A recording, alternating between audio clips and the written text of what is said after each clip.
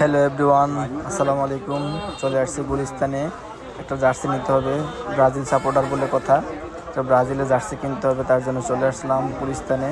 সাহস করে পকেট থেকে মোবাইল বের করে ভিডিও করা শুরু করলাম। চারদিকে যত দূর দেখি তত দূরে আপনার জার্সি আর জার্সি পতাকা। সবাই যা যা জার্সি কিনা নিয়ে ব্যস্ত। আমি এখন যাব গুলিস্তান স্পোর্টস মার্কেটে। এখানে আমাদের এলাকার এক ভাইয়ের, সাইফুল ভাইয়ের দোকান আছে। এখন যাব ভিতরের দিকে। এই যে পতাকা ঝুলতেছে, সব পতাকা জার্সি। যত কাস্টমার দেখতেছেন ম্যাক্সিমামে জার্সির কাস্টমার। আমরা এখন যাব এই গুলিস্তান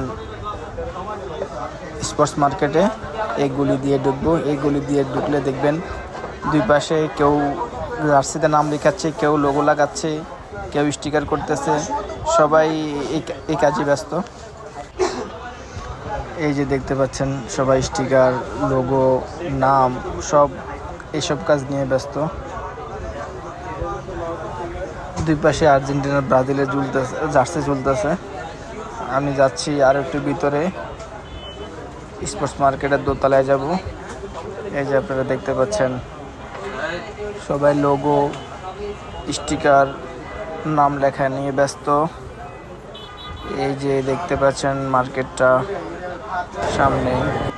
এই মার্কেট স্পোর্টস মার্কেট সর্ববৃহৎ, গুলিস্তানের সর্ববৃহৎ স্পোর্টস মার্কেট। এই যে সামনে হচ্ছে যে সাইফুল ভাইয়ের দোকান।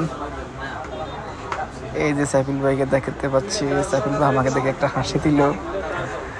এরপরে ওনার দোকানে গেলাম, আইকন স্পোর্টস ওনার দোকান, দোতলায়।